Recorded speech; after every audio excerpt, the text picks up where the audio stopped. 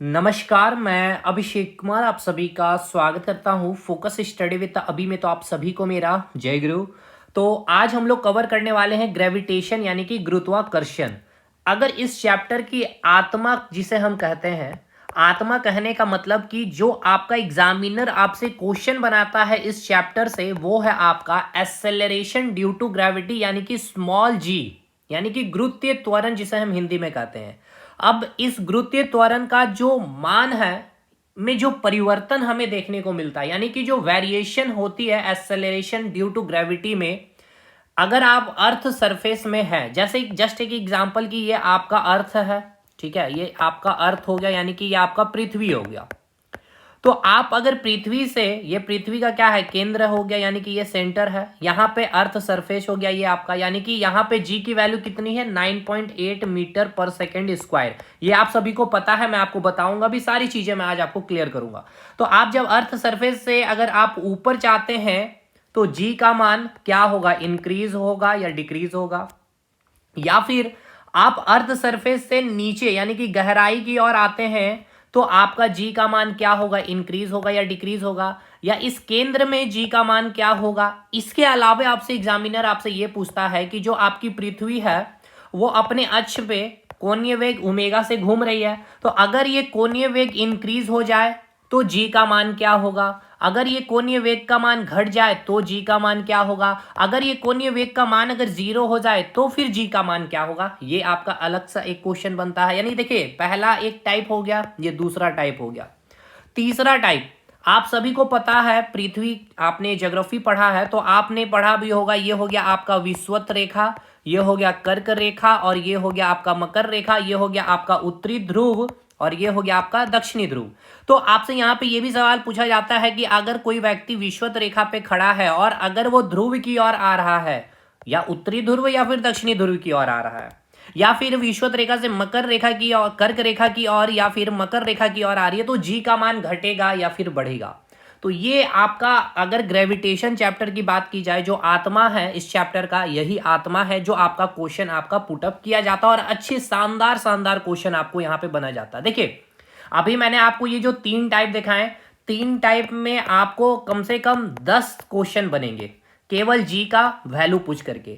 अब इसी 3 टाइप से आपका 10 क्वेश्चन और बन सकता है। किसको जोड़ दिया जाएगा, वेट को जोड़ दिया जाएगा। वेट इक्वल्स टू क्या होता है, एम जी। क्यों, अब देखिए यहाँ पे जी का वैल्यू अगर घट रहा है या इंक्रीज हो रहा है या फिर कांस्टेंट है, तो वेट में भी सेम वही देखने को मिलेगा, क्योंकि मास तो आपका क्या है, कांस्टेंट है।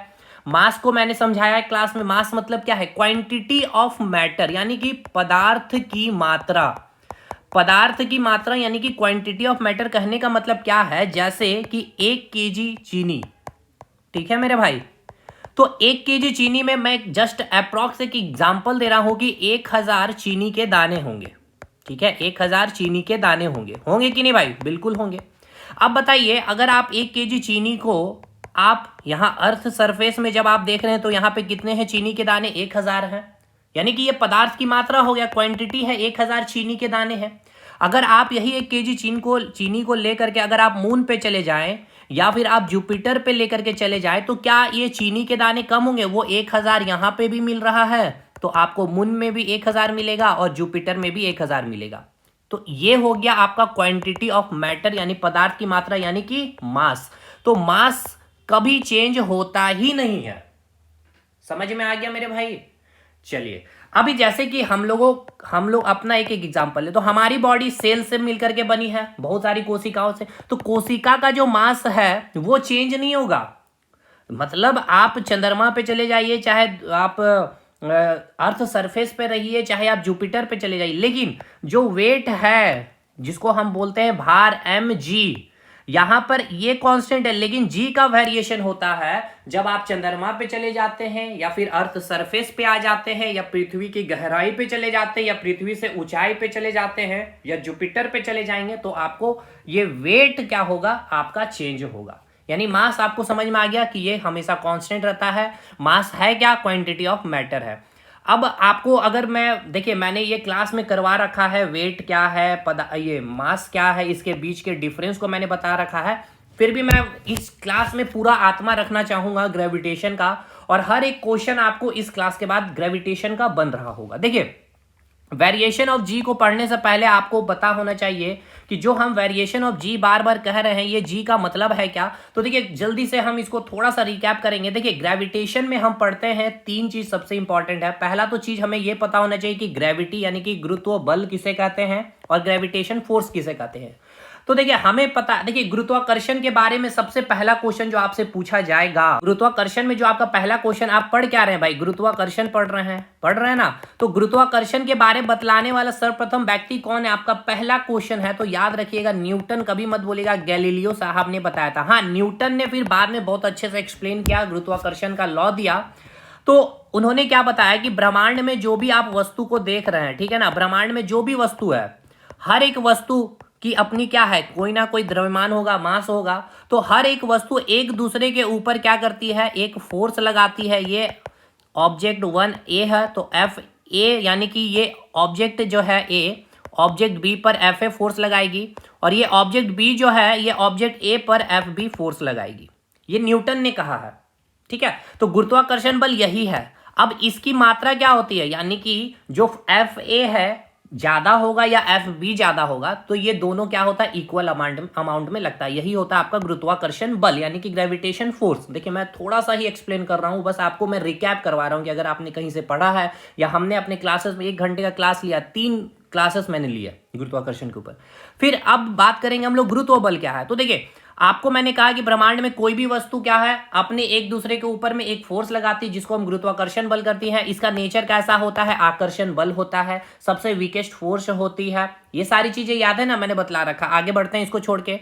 अब इसमें से कोई एक ऑब्जेक्ट अगर प्लानेट आ जाए, अर्थ आ जाए या फिर मून आ जाए, कोई भी एक ग्रह आ जाए और एक ऑब्जेक्ट की जब बात होगी तो यहाँ पे भी क्या होगा, ये प्लैनेट इस ऑब्जेक्ट के ऊपर एक फोर्स लगाएगा FP यानी प्लैनेट, और ये ऑब्जेक्ट भी क्या करेगा, इस प्लैनेट पे अपना एक FO यानी कि ये ऑब्जेक्ट जो है फोर्स लगाएगा इस प्लैनेट के ऊपर, और ये दोनों फोर्स का अमाउंट कितना होगा, इक्वल होगा, ठीक है। तो ये फोर्स को हम क्या नाम देते हैं, गुरुत्व बल। क्योंकि जब कोई प्लैनेट के बीच और ऑब्जेक्ट के बीच में फोर्स काम कर रहा होगा, आकर्षण बल काम कर रहा होगा, तो उसको हम क्या नाम देते हैं, गुरुत्व बल का नाम देते हैं।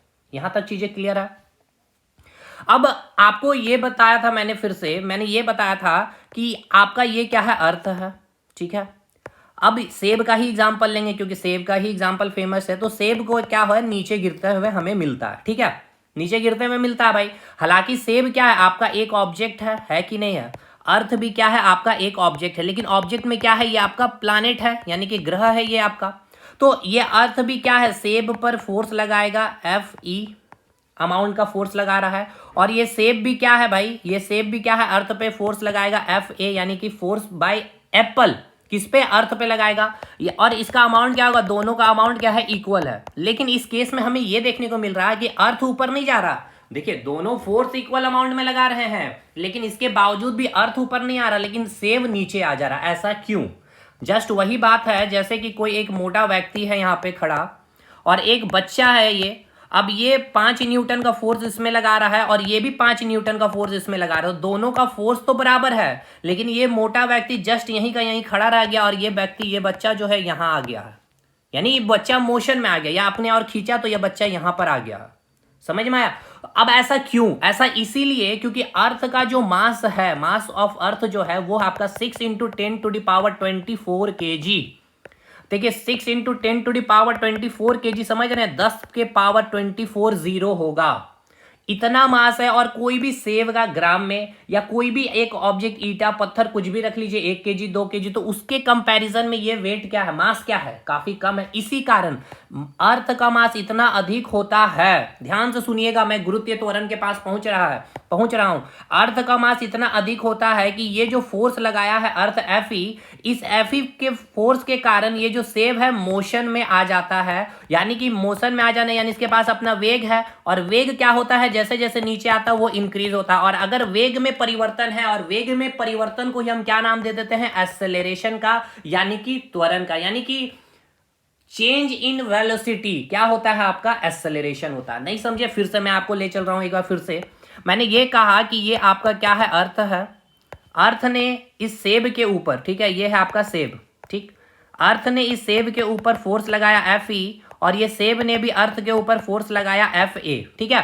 दोनों का अमाउंट क्या है, इक्वल है। Force apply by earth equals to force apply by apple, दोनों का वैल्यू क्या है, इक्वल अमाउंट में फोर्स लग रहा है। लेकिन सेब क्या है, नीचे गिरते हुए मिलता है, यानी कि सेब जो हमें मिलता है मोशन में। अब ये ऐसा क्यों, क्योंकि अर्थ का जो मास है कंपैरेटिवली सेब बहुत अधिक है। कितना है, 6 × 10⁻24 kg। इसी कारण जो फोर्स जो अर्थ ने लगाया है उसके कारण सेब में क्या आया, मोशन आया। मोशन में आने के कारण इसमें वेग क्या है, वेलोसिटी आई। वेलोसिटी इंक्रीज होते जा रही है जैसे जैसे नीचे आ रही है।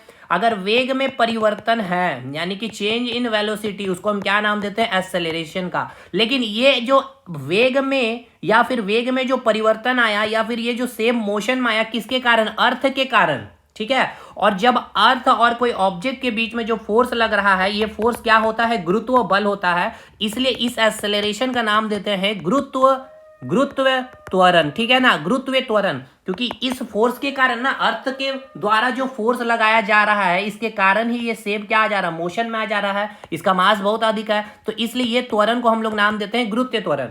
अब जैसे कोई गाड़ी है, ठीक है ना, जस्ट एन एक एग्जांपल, ये कोई एक गाड़ी है, ये लिनियर मोशन में चल रही है भाई, मोशन में है, इसका भी वेलोसिटी इंक्रीज हो रही है, तो इसको हम क्या बोलते हैं, एक्सेलरेशन कहते हैं, जिसको हम रिप्रेजेंट करते हैं ए से, ठीक है। लेकिन इस गुरुत्वीय त्वरण को हम रिप्रेजेंट करते हैं स्मॉल जी से। ये गुरुत्वीय त्वरण क्यों नाम पड़ा, ये समझ में आया। त्वरण पहले है इसके अंदर, क्यों है, क्योंकि ये सेम मोशन में आया। मोशन में आया यानी कि नीचे गिर रही है तो वेग इंक्रीज हो रहा, वेलोसिटी अगर चेंज हो रहा है तो वेग में परिवर्तन को हम एक्सेलरेशन कहते हैं। और ये एक्सेलरेशन आया क्यों, अर्थ के कारण।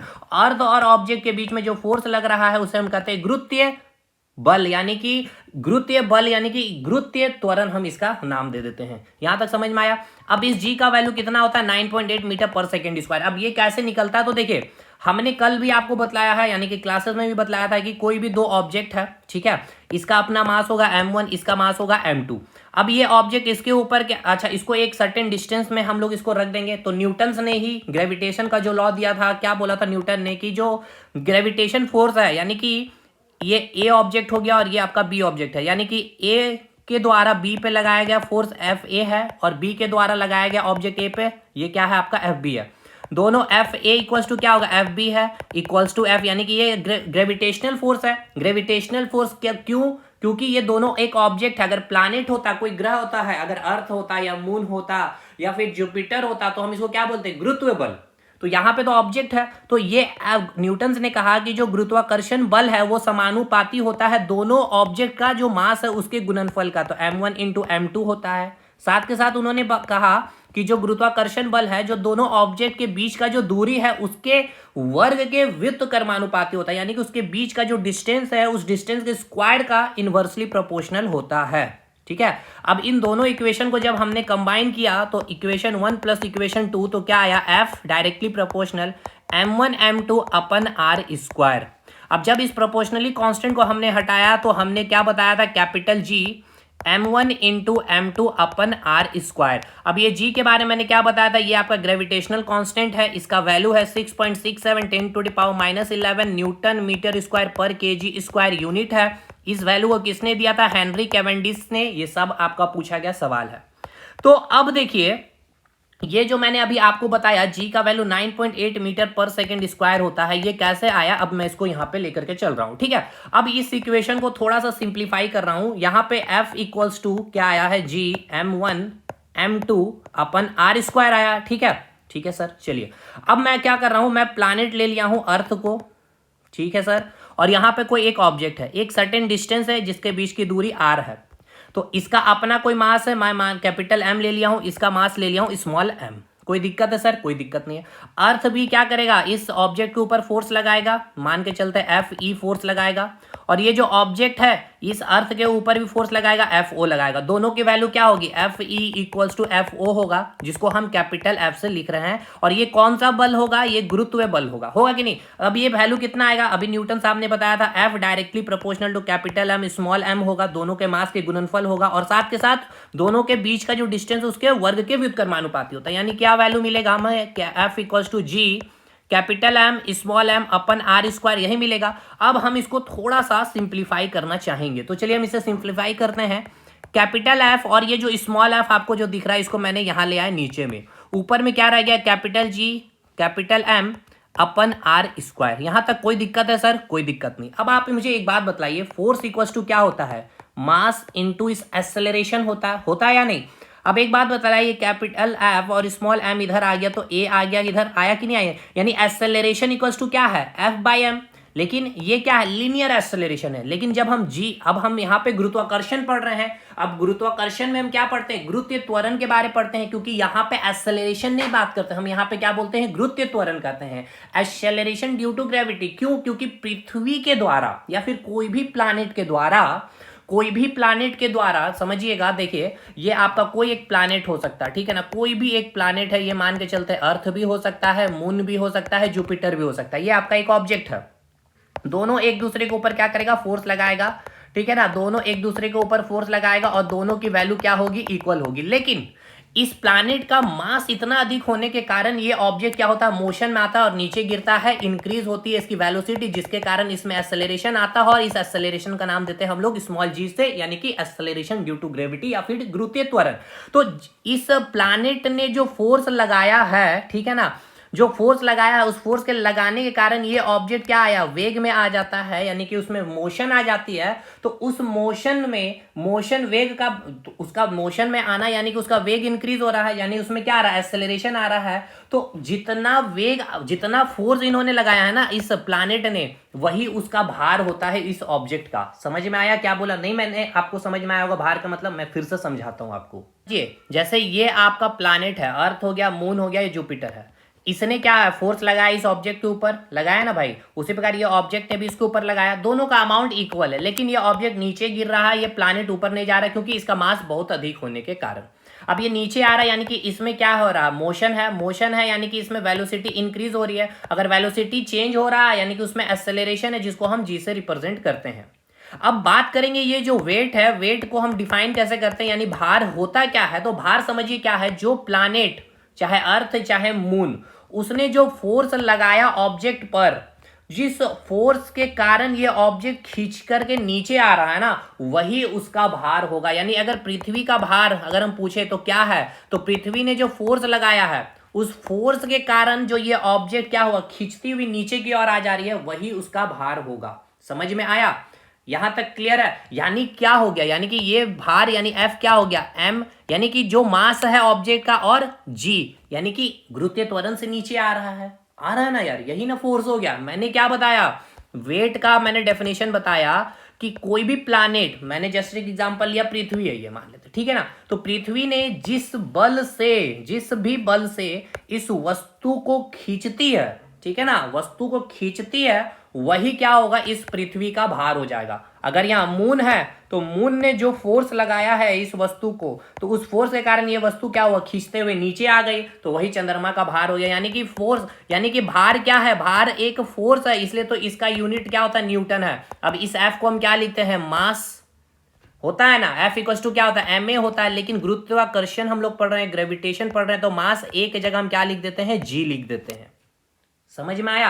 अब ये यहां तक चीजें क्लियर है? यानी कि वेट क्या है? एक प्रकार का बल है, एक प्रकार का फोर्स है, जिसका यूनिट क्या होता है? न्यूटन होता है। चलिए बाकी इसको ज्यादा इतना नहीं करेंगे, यहां तक चीजें क्लियर है। अब आइए, हमें यहां पे आना था, यानी कि ये एक को हम यहां पे क्या लिखेंगे? जी लिखेंगे, ठीक है। यानी इसके जगह पे हम क्या लिख सकते हैं? पूरा जी लिख सकते हैं। जी इक्वल टू क्या हो गया? Capital G capital M upon are square. अब एक बात बताइए, ये जी क्या है? आपका गुरुत्वीय त्वरण हो गया, यानी कि गुरुत्वीय त्वरण यानी कि एक्सेलरेशन ड्यू टू ग्रेविटी हो गया। अब ये बताइए, ये जो जी है किसके ऊपर डिपेंड कर रहा है? जी के ऊपर, यानी कि यूनिवर्सल ग्रेविटेशनल कांस्टेंट के ऊपर। ये कैपिटल एम क्या है? ये कैपिटल एम क्या है? मास ऑफ अर्थ है, यानी कि मास ऑफ अर्थ, यानी कि मास किसका? प्लैनेट का है। ये डिस्टेंस है ऑब्जेक्ट और प्लैनेट के बीच का जो डिस्टेंस है। अच्छा, यहां पे क्या आप मुझे बतलाइए कि कोई जो ऑब्जेक्ट को जो पृथ्वी खींच रही थी, जैसे यहां पे देखिए, यहां देखेंगे ये जो ऑब्जेक्ट को, ये पृथ्वी जो है ये ऑब्जेक्ट को खींच रही थी, क्या जी का मान डिपेंड कर रहा है इस ऑब्जेक्ट के मास पे? नहीं कर रहा। कैसे सर? देखिए यहां पे मैंने अभी आपको प्रूव कराया है। ये जो जी डिपेंड कर रही है किसके ऊपर? एक तो कैपिटल जी जो कांस्टेंट वैल्यू है 6.67 10⁻⁻11, और किसके ऊपर ये जी का वैल्यू डिपेंड कर रहा है? एक तो आर के ऊपर, और एक कैपिटल एम। कैपिटल एम किसका है? प्लैनेट का मास है। यहां मैंने अर्थ लिया इसलिए मैंने लिखा है मास ऑफ अर्थ। अगर आप मून लेंगे तो मास ऑफ मून लिखेंगे आप। यहां तक चीजें क्लियर हो गया। यानी जी किसके ऊपर डिपेंड कर रहा है, g directly proportional to mass of planet एक तो है, दूसरा जी इनवर्सली प्रोपोर्शनल किसके है, उनके बीच का जो डिस्टेंस होगा, जी इसी के ऊपर डिपेंड कर रहा है। जी जो है ऑब्जेक्ट के मास के ऊपर, ऑब्जेक्ट के मास के ऊपर डिपेंड नहीं करती है। यहां तक चीजें क्लियर है या नहीं, ये बताइएगा। यहां तक चीजें क्लियर होगी सर। चलिए अब यही जी के बारे में हम पूरा का पूरा अध्ययन करने वाले हैं कि इसका जो वेरिएशन हमें देखने को मिलता है। जैसे देखिए अब यहां पे आइए, अब यहां पे आपने निकाल लिया जी का वैल्यू, आपने जी का फॉर्मूला क्या निकाला, g capital M upon are square. अब ये जी का वैल्यू हमें पुट करना है, इस जी का वैल्यू कितना होता है 6.67 10⁻⁻11 इंटू मास ऑफ अर्थ। हम पृथ्वी पे है तो मास हम लेंगे अर्थ का, कितना है 6 इंटू 10⁻24 kg। डिस्टेंस कितना है आर स्क्वायर, यानी कि रेडियस ऑफ अर्थ, यानी प्लैनेट का जो रेडियस है वो कितना है 6400 किलोमीटर। तो जब आप इसको सॉल्व करेंगे तो ये आपका वैल्यू आएगा 9.8 मीटर पर सेकेंड स्क्वायर। तो जी का वैल्यू कैसे निकला ये समझ में आ गया। तो ये जो जी का वैल्यू 9.8 मीटर पर सेकेंड स्क्वायर ये कहाँ आया, अर्थ पे आया। लेकिन जब आप मून पे जाएंगे तो मून का भी वैल्यू कैसे निकालेंगे, capital G capital M upon are square. लेकिन जी का वैल्यू यहाँ पे भी कांस्टेंट है, जी 6.67 10⁻⁻, लेकिन मास ऑफ यहाँ पर मून लेना होगा, यानी मून का यहाँ पर मास लेना है और रेडियस मून का यहाँ पर लेना है। उसको जब आप सॉल्व करेंगे तो जो अर्थ का जो ग्रेविटेशन जो है उसका 1/6 हो जाता है, यानी कि g/6 हो जाता है। यानी क्या है समझिए, g/6 कहने का मतलब 9.8/6। इसको जब आप सॉल्व करते हैं तो कितना आता है 1.63 मीटर पर सेकेंड स्क्वायर। यानी क्या, इसका मतलब समझिए कि अगर आप अर्थ पे हैं, ठीक है ना, अर्थ पे तो जी का वैल्यू क्या है 9.8 मीटर पर सेकेंड स्क्वायर। इसका मतलब क्या है, इसका फिजिकल सिग्निफिकेंस को समझिए। इसका मतलब क्या है 9.8 मीटर पर सेकेंड स्क्वायर का मतलब क्या है कि एक सेकेंड में 9.8 मीटर स्पीड वेग क्या होगा, इंक्रीज होगा, या फिर एक सेकेंड में इतना डिस्टेंस आप कवर करेंगे।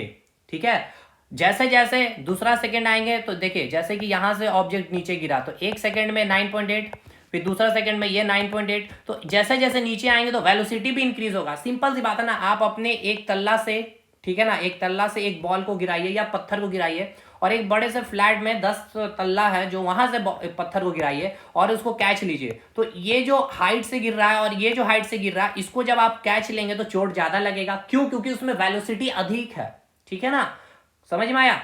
तो यहां तक ये चीजें क्लियर हो गई। जैसे जैसे ऑब्जेक्ट नीचे आएगा तो वेलोसिटी इंक्रीज होते जाएगा। ठीक है, यहां तक क्लियर है। अब जब आप मून पे चले गए, तो जी का वैल्यू कितना आ गया 1.63 मीटर पर सेकंड, यानी कि एक सेकंड में कितना डिस्टेंस कवर करेगा 1.6।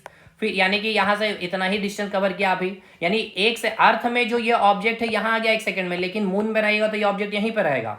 फिर दूसरे सेकंड में ऑब्जेक्ट अर्थ में यहां तो ये शायद यहीं पर रहेगा। समझ में आ रहा ना, इसका मतलब ये है।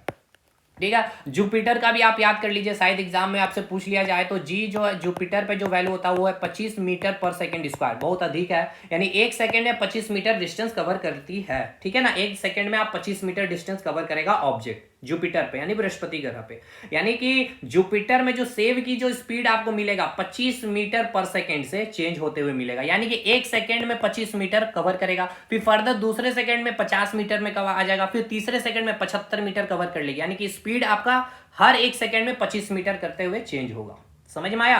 तो जुपिटर में काफी ज्यादा स्पीड है यहाँ पे। चलिए, ये आपका हो गया यहाँ पे जी का। अब इसके वेरिएशन को देखते हैं, यहां तक आपको होप शो समझ में आ गया। अच्छा, एक चीज और भी कि अब यहां से भी एक आपको प्रैक्टिकल क्वेश्चन पूछ लिया जाता है कि ये आपका छत है, ठीक है, छत पे ये आपका एक स्टोन है, मैं लिख दे रहा हूं स्टोन है, पत्थर है, और ये आपका एक कागज का टुकड़ा है, यानी कि पेपर है। ठीक, इसको नीचे गिराया जाएगा और इसको भी नीचे गिराया जाएगा। अब जब ये नीचे गिरेगा तो किससे गिरेगा, अर्थ हम लोग पृथ्वी में भाई, तो जी का वैल्यू कितना है 9.8 मीटर पर सेकंड स्क्वायर से गिरेगा। ये भी क्या है, जी का वैल्यू 9.8 मीटर पर सेकंड स्क्वायर, यानी कि प्रति सेकंड में 9.8 मीटर कवर करेगी ये पेपर भी और ये स्टोन भी। तो दोनों को एक साथ ही गिरना चाहिए, यानी कि इसको गिरने में अगर T1 समय लग रहा है और इसको यहाँ पे गिरने में, अगर जमीन पे गिरने पे T2 समय लग रहा है, तो दोनों का समय क्या आना चाहिए, इक्वल होना चाहिए। लेकिन ऐसा तो होता नहीं है। आप छत से जब कागज को पत्थर को गिराते हो तो पहले कागज गिरता है या पत्थर, तो आप बोलेंगे सर पहले पत्थर गिरता है बाद में कागज गिरता है ना। तो फिर ये कैसे, जी दोनों में अगर सेम है, जी की वैल्यू अगर सेम है तो फिर ये तो दोनों एक साथ गिरना चाहिए। तो देखिए ये वैक्यूम का केस होना चाहिए। जब तक अगर आप यहां पर अगर वैक्यूम क्रिएट, आप अपने रूम में वैक्यूम क्रिएट कर लीजिएगा, ठीक है ना, आप अपने रूम में वैक्यूम क्रिएट कर लीजिए और आप अपने रूम में एक पत्थर लीजिए और एक अपना पेपर लीजिए, ठीक है ना, स्टोन लीजिए। जब दोनों को आप गिराइएगा तो आप देखिएगा इसमें जो T1 समय लग रहा है और इसका जो T2 समय लग रहा है, दोनों T1 इक्वल्स टू T2 होगा। क्योंकि इस केस में क्या हो रहा है, यहां पे क्या हो रहा है कि यहां पे आपका ईयर प्रेजेंट है। अब ईयर का भी अपना एक रेजिस्टेंस वैल्यू होता है, यानी कि प्रतिरोधक क्षमता होता है, यानी कि प्रतिरोध करने की क्षमता होती है। तो स्टोन का अपना जो मास है और जो कागज का जो मास अपना अलग है, तो इसका जो रेजिस्टेंस है, इसका मास इतना अधिक होता है कि इसको इतना ज्यादा रजिस्ट नहीं कर पाता है, लेकिन कागज का जो मास बहुत कम होता है उसको रजिस्ट करता है, रोकता ही नीचे गिरने से। और ये 9.8 मीटर पर सेकेंड से ही गिर रहा है, आपका पेपर भी और स्टोन भी। लेकिन ईयर की जो रेजिस्टेंस वैल्यू है और पेपर का जो मास है इतना कम होता है कि उसको रजिस्ट करती है, जिसके कारण इसको गिरने में धीरे थोड़ा समय ये लेती है, लेकिन स्टोन तुरंत गिर जाता है। अब इस वैक्यूम के केस में क्या है, यहाँ पे कोई भी कोई भी गैस उपस्थित नहीं है, तो ये भी 9.8 मीटर पर सेकंड से गिर रहा है, ये भी 9.8, यानी कि एक सेकंड में 9.8, ये भी तो एक 9.8, दूसरे सेकंड में 9.8, तीसरे तो यहाँ पे ये भी रहेगा पेपर, और फाइनली दोनों एक ही समय पे गिरते हुए मिलेगा। आप ऐसा कर सकते हैं, अगर आप अपने रूम में वैक्यूम क्रिएट कर लीजिए, वैक्यूम क्लीनर जो है था पूरा एयर को सक कर लेंगे, और उसके बाद आप देखिएगा ईंट को ले लीजिए, एक स्टोन ले लीजिए और एक पेपर का छोटा सा टुकड़ा को गिराइएगा, दोनों एज इट इज सेम समय पे ही गिरेगी। कोई दिक्कत सर? चलिए ये भी चीजें क्लियर हो गई। ये सब आपका सवाल पूछता है, कई बार आपको थोड़ा सा वर्टिकल घुमा फिरा करके भी आपको बॉल को लेकर के फेंका जाएगा, दिखाया जाएगा कि यहाँ से भी क्वेश्चन अराइज किया जाए, तो वहां से आपको घबराना नहीं। चलिए जैसे मैं आपको समझा देता हूँ, जैसे कि आपको क्या किया जाएगा, एक ऑब्जेक्ट है, मान के चलते हैं 100 kg का, ठीक है, और एक ऑब्जेक्ट है आपका 1 kg का। तो आपको बोला जाएगा इसको गिरने में T1 समय लगता है और इसको गिरने में, ठीक है ना, इसको भी गिरने में T2 समय लगता है। तो हमें बताइए option A, option B, option C, option D, ठीक है। ये वैक्यूम का केस है भाई, ये वैक्यूम का केस है, इन वैक्यूम की बात कर रहे हैं यहाँ पे। तो क्या होगा, T1 greater than T2, T2 greater than T1, T1 equals to T2 होगा या नन इनमें से। तो ये देखिए वैक्यूम के केस में क्या होगा, ये भी 9.8 मीटर पर सेकेंड से ही गिरेगा और ये भी 9.8 मीटर, तो दोनों केस में क्या होगा, समय बराबर मिलेगा। अब आपको कभी ऐसे मिलेगा, ये कोई ऑब्जेक्ट को ऐसे फेंका जा रहा है नीचे, इसको गिरने में T1 समय लग रहा है, और इस ऑब्जेक्ट को क्या किया गया है, इसको एक हॉरिजेंटल वेलोसिटी दे दी जा रही है, ठीक है ना, इसको हॉरिजेंटल वेलोसिटी दे दी जा रही है, मान लेते हैं इसका जो वेलोसिटी दे दिया गया है 5 मीटर पर सेकेंड, ठीक है। अब ये ऑब्जेक्ट इधर फेंका जा रहा है इस प्रकार से, तो एक बात बताइए, अगर इधर फेंका जा रहा है तो कैसे आएगा ऑब्जेक्ट, इससे यहाँ पे ऐसे आएगा, ऐसे करते हुए आएगा, यानी कि देखिए ये कुछ हॉरिजेंटल डिस्टेंस भी कवर करेगी और नीचे भी आ रही है, देखो ये नीचे आया ना यहाँ पे, लेकिन इस केस में क्या, इसको क्या क्या है, कोई हॉरिजेंटल, कोई क्षैतिज वेलोसिटी नहीं दी गई, u इक्वल्स टू 0 है, तो इसलिए ये इधर कुछ डिस्टेंस कवर नहीं करेगी, समझे। तो ये क्या करेगी, सीधा इस प्रकार से नीचे गिरेगी, क्लियर है। लेकिन अब एक बात बतलाइए, इस केस में क्या होगा, फिर ये क्या होगा, धीरे धीरे ये आपका यहाँ ऐसे आएगा, थोड़ा सा ये डिस्टेंस देखेंगे, फिर फाइनली ये आपका यहाँ पे आ जाएगा इस प्रकार से, तो इसको T2 समय लगा। अब इस केस में बताइए कौन सा ऑप्शन सही है, T1 greater than T2 greater than T1 equals to T2, या फिर इसमें से कोई नहीं। इस केस में क्या सही उत्तर दीजिएगा। मैंने क्या पूछा सर, कि कोई एक ऑब्जेक्ट है आपके पास, ठीक है सर, कोई एक ऑब्जेक्ट है, ये वैक्यूम का केस है, यहाँ पे ये आपका 100 kg का है, ये आपका 10 kg का, इसको u की वैल्यू हॉरिजेंटल वेलोसिटी 0 है, ये ऐसे नीचे गिर रही है, T1 समय लग रहा है नीचे गिरने पे, और इसको एक हॉरिजेंटल वेलोसिटी दे दी गई है 5 मीटर प्रति सेकेंड, यानी कि ये हॉरिजेंटल डिस्टेंस कवर करेगी एक सेकंड में कितना, 5 मीटर, और ये साथ के साथ नीचे भी गिरते जाएगी। अरे भैया आप कुछ भी ऐसे बॉल फेंकते हैं तो क्या वो हॉरिजेंटल वेलोसिटी देते तो क्या हॉरिजेंटल भी जाती नहीं, फाइनली धीरे, क्यों ये नीचे गिरेगी, क्योंकि जी नीचे काम कर रहा है 9.8 मीटर पर सेकेंड से, तो ये नीचे भी आएगी। लेकिन देखिए ये नीचे तो ये आ रही है बॉल, नीचे तो बॉल आ रही है, लेकिन एक हॉरिजेंटल डिस्टेंस भी कवर करेगी, क्योंकि इसके पास एक हॉरिजेंटल वेलोसिटी है। तो देखिए अब आपसे सवाल ये पूछ रहा है कि हमें रिलेशन बताइए कि किसको ज्यादा समय लगेगा नीचे गिरने में, T1 ग्रेटर देन T2 होगा या T2 ग्रेटर देन T1 होगा या फिर T1 इक्वल T2। तो आप इसका सही उत्तर क्या बोलेंगे, T1 इक्वल्स टू T2 होगा। क्यों ऐसा, क्योंकि देखिए इसको ये जो आपका नीचे गिर रहा है किससे, 9.8 मीटर पर सेकेंड स्क्वायर से, और ये भी जो नीचे गिर रहा है वो क्या है, 9.8 मीटर पर सेकेंड के स्क्वायर से। तो ये एक सेकेंड में मान के चलते ये गेंद यहाँ पे आया है, तो ये भी एक सेकेंड में आपका गेंद यहीं पे आएगा, लेकिन ये यहाँ पे नहीं आएगा, ये यहाँ आ जाएगा, ये थोड़ा सा हॉरिजेंटल 5 मीटर क्या करेगा, डिस्टेंस कवर कर लेगा। दूसरे सेकंड में जब ये आपका बॉल यहाँ पे आपको देखने को मिल रहा है, तो दूसरे सेकंड में यहाँ पे भी आपको ये वाला बॉल भी आपको यहीं पर दूसरे सेकंड में मिलेगा, लेकिन ये कुछ हॉरिजेंटल डिस्टेंस, ये ऐसे नहीं गिरेगा, आपको ऐसे नहीं गिरेगा, ये आपको बॉल यहाँ मिलेगा। फिर अगले तीसरे सेकंड में जब बॉल आपको यहाँ मिल रहा है तो ये अगले तीसरे सेकंड में बॉल यहाँ पे गिर जाएगा। तो T1 = T2 होगा। समझ में आया कि नहीं आया भाई बताइए। ठीक है, अब हो सकता है ऐसा भी आपको क्वेश्चन दे दे कि यहाँ पे 2 गेंद है, ये इसको छोड़ा गया है, ठीक है, u की वैल्यू 0 है, और इसको क्या किया गया है, इसको T1 समय लगा है नीचे गिरने में, और इसको क्या किया गया है समझिएगा। देखिए ये भी क्वेश्चन पूछा सकता है कि इसको एक हॉरिजेंटल वेलोसिटी दे दी गई है 5 मीटर पर सेकेंड, और एक इसको जो नीचे जो फेंका गया उसको 2 मीटर पर सेकेंड से। अब इस केस में पूछा जाएगा इसको T2 समय लगता तो रिलेशन बताइए। तो देखिए ये ऑब्जेक्ट कुछ भी मास हो, क्योंकि ये वैक्यूम कंडीशन है, तो वैक्यूम कंडीशन है तो g का वैल्यू क्या है 9.8 मीटर पर सेकंड स्क्वायर, दोनों के लिए सेम है। तो ये नीचे गिर रही है T1 समय में और ये नीचे गिर रहा है T2 समय में। अब इसके पास हॉरिजेंटल स्पीड भी है और एक वर्टिकल स्पीड भी दे दिया 2 मीटर पर सेकंड, और इसका देखिए u भी 0 है, v भी 0, यानी वर्टिकल स्पीड भी 0 है, यानी कि ये 9.8 मीटर पर सेकंड से गिरेगी। लेकिन देखिए ये भी 9.8 मीटर पर सेकंड से गिरी, लेकिन इसके पास ऑलरेडी एक अपना वेलोसिटी इसको स्पीड दे दिया गया 2 मीटर पर सेकंड, इसलिए T2 > T1 हो जाएगा, यानी इसको कम समय लगेगा नीचे गिरने में। देखिए ये गेंद कैसे गिरेगा, इस प्रकार से गिरेगा। अब ये 1 सेकंड में यहाँ पे आपको देखने को मिलेगा 1 सेकंड में, तो ये आपको 1 सेकंड में यहाँ पर ये आपको गेंद देखने को मिलेगा। ऐसा क्यों?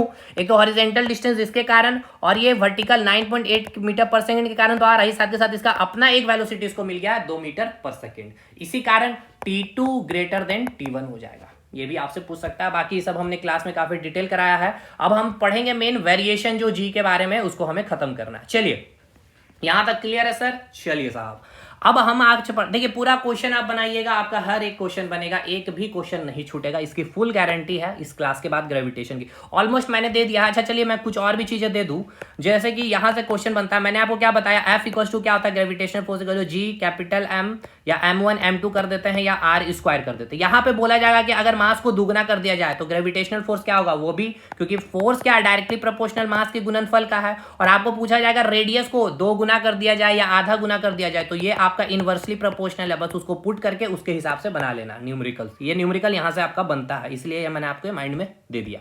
चलिए अब आगे बाकी एक अगले क्लास में हो सकता है आप जरूर कमेंट करके बताइएगा कि इसका पूरा क्वेश्चन मैं प्रीवियस ईयर का करा दूं, NTPC group D JE LP technician में पूछा गया जो भी क्वेश्चन है, और एक्सपेक्टेड भी अच्छे क्वेश्चन। चलिए तो वेरिएशन ऑफ जी के बारे में पढ़ना है, तो देखिए हमें जी के बारे में पता है क्या होता है, G = capital G capital M अपन R², ये होता है, ये मैंने आपको बताया। इसकी वैल्यू अर्थ सरफेस पे कितना, अर्थ पे यानी अर्थ का जो सरफेस उसमें जी का वैल्यू क्या है 9.8 मीटर पर सेकंड स्क्वायर है। जी का वैल्यू, मास ऑफ अर्थ क्या है, रेडियस, ये सभी कुछ मैंने यहाँ लिख दिया, ये मैंने आपको बतलाया भी है। अब आइए यहाँ पे देखिए, ये आपकी पृथ्वी है, पृथ्वी ये आपका क्या है केंद्र है, और ये क्या है आपका रेडियस है।